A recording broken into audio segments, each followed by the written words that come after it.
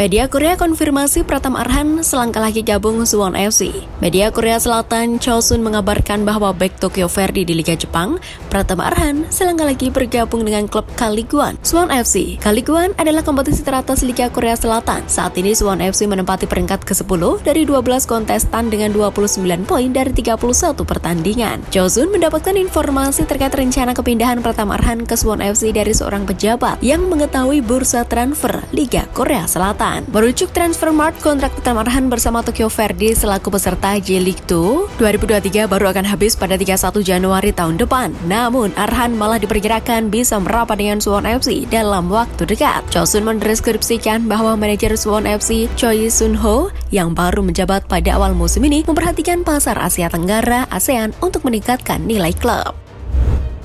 FIFA umumkan Timnas Indonesia versus Brunei Darussalam digelar di Stadion Gelora Sriwijaya. FIFA menuliskan dalam situasinya bahwa Timnas Indonesia akan berkandang di Stadion Gelora Sriwijaya, Palembang untuk menjamu Timnas Brunei Darussalam. Timnas Indonesia akan melatih perlawanan Brunei Darussalam dalam leg perdana putaran pertama kualifikasi Piala Dunia 2026 Zona Asia pada 12 Oktober 2023. 5 hari berselang, Timnas Indonesia bakal bertandang ke Hassanal Bolkiah National Stadium, Bandar Seri Begawan untuk menantang balik Brunei Darussalam. Sekretaris Asosiasi Provinsi Asprof PSSI Sumatera Selatan, Syahril Musa, telah menerima informasi dari Sekjen PSSI Yunus Nusi terkait pemilihan Stadion Gelora Sriwijaya menjadi markas Timnas Indonesia untuk melawan Brunei Darussalam. Syahril Musa menjamin bahwa Stadion Gelora Sriwijaya akan dipersiapkan sebaik mungkin untuk Timnas Indonesia, meski akan lebih dulu dipakai Sriwijaya FC bersua PSPS Riau pada 10 Oktober 2023.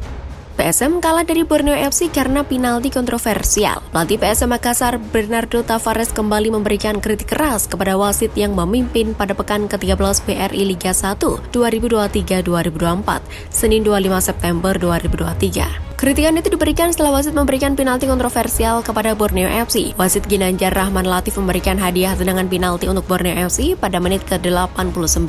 Ketika itu, pemain PSM Makassar dianggap melakukan pelanggaran di kotak terlarang. Pelatih Bernardo Tavares memberikan pembelaan terhadap pemain PSM Makassar. Menurut Tavares, pemainnya tak ada yang melakukan pelanggaran di kotak terlarang. Tavares bahkan kebingungan dengan alasan official keempat saat dirinya melakukan protes keras. Pelatih asal Portugal itu bahkan menyebut pemain terbaik dalam tersebut adalah wasit. Pelatih Bernardo Tavares juga bingung dengan PT Liga Indonesia Baru yang masih mempekerjakan wasit Ginanjar Rahman Latif. Menurut Tavares, sang wasit sudah sering membuat keputusan kontroversial yang merugikan tim.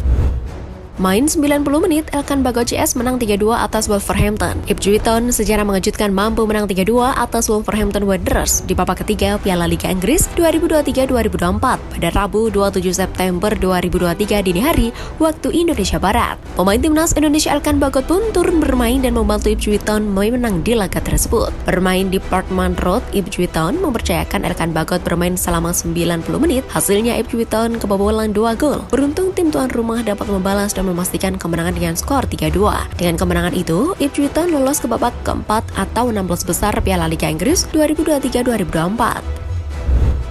Marcelino Ferdinand dikabarkan alami cedera hamstring. Timnas Indonesia dapat kabar buruk lagi jelang FIFA Matchday Oktober 2023. Marcelino Ferdinand kabarnya mengalami cedera hamstring. Sebelumnya, Sandy Walsh dikabarkan mengalami gagal otak ringan. Warta dari media Belgia GFA pada akhir pekan lalu mengejutkan para pecinta sepak bola Indonesia. Menurut pemberitaan tersebut, Sandy Walsh mengalami gagal otak ringan setelah meninggalkan lapangan lebih awal dalam laga KV Mechelen kontra OH Leuven. Kini kabar buruk kembali datang dari Belgia, tepatnya dari Marcelino Ferdinand yang membela KMSK Denzi. Marcelino Ferdinand mengungkap kabar tersebut lewat cuitan di akun Twitternya. Dia mengatakan bahwa hamstringnya kambuh. Ini tentunya menjadi kabar yang tidak diharapkan untuk timnas Indonesia, sebab tim berjuluk Garuda tersebut akan menghadapi Brunei Darussalam dalam 2 liga kualifikasi Piala Dunia 2026 Zona Asia. Didesak mundur sebagai pelatih Bali United, Stefano Cugura beri tanggapan. Stefano Cugura terus mendapat tekanan untuk mundur dari kursi kepelatihan Bali United. Tak ingin ambil pusing, pelatih yang akrab disapa Teko itu mengaku sudah terbiasa dengan situasi tersebut. Seperti diketahui, Bali United harus puas bermain imbang 1-1 saat melawat ke markas Persija Jakarta. Teko kembali menuai sorotan setelah Serdadu Tridatu gagal meraih kemenangan. Pasalnya dengan hasil imbang itu membuat Bali United memperpanjang tren negatif mereka, di mana Serdadu Tridatu belum dapat meraih kemenangan dari 3 pertandingan terakhir yang telah dimainkan. Tak sedikit para pendukung Bali United yang meminta pelatih asal Brasil itu untuk mundur. Mantan pelatih Persija Jakarta itu mengaku dirinya sudah terbiasa dengan situasi sulit yang memaksa dirinya untuk mundur. Update TC Timnas U17 di Jerman. Garuda Muda perkuat pertahanan dan asah ketajaman. Timnas Indonesia U17 yang dipersiapkan untuk Piala Dunia U17 2023 masih berada di Jerman dalam rangka pemusatan latihan. Skuad Garuda Muda terus memperkuat pertahanan dan mengasah ketajaman. Rencananya skuad Garuda Muda bakal melakukan uji coba dengan klub divisi Liga Jerman Rabu 27 September 2023. Tim yang dimaksud adalah TSV Meersburg U17. Piala Dunia U17 2023 digelar di Indonesia pada 10 November sampai 2 Desember mendatang. Ada 4 kota yang menjadi tuan rumah, yakni Jakarta, di Jakarta International Stadium, Bandung, Sijalak Harupat, Solo, Stadion Manahan, dan Surabaya, Stadion Gelora Bung Tomo. Indonesia berada di grup A sebagai tuan rumah bersama Ekuador, Panama, dan Maroko. Timnas Indonesia U17 dipastikan bermain di Stadion Gelora Bung Tomo, Surabaya pada Piala Dunia U17 2023.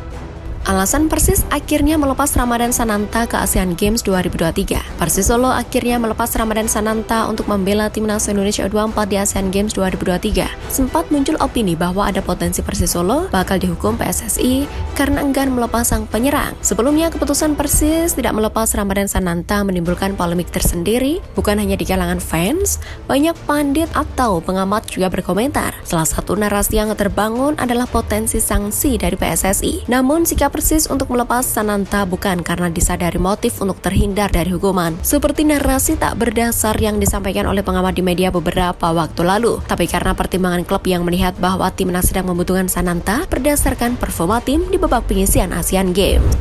Persib rekrut pelatih Kroasia jadi asisten Bojan Hodak. Persib Bandung kembali mendatangkan staf pelatih asal Kroasia, Goran Paulic, setelah Miro Petric. Sosok kelahiran Zagreb 31 Maret 1975 itu sudah terlihat bergabung dalam sesi latihan pagi di Stadion Gelora Bandung Lautan Api GBLA Kota Bandung, Selasa 26 September 2023. Deputi CEO PT Persib Bandung Bermartabat PBB Teddy Cahyono mengatakan Goran Paulic didatangkan atas rekomendasi pelatih Bojan Hodak. Goran Paulic akan berbagi peran dengan staf pelatih lainnya, yakni Yaya Sunaria, Miro Petric, Lauzinho Passos, dan Ima Dewi Rawan dalam mengarungi BRI Liga 1 2023-2024.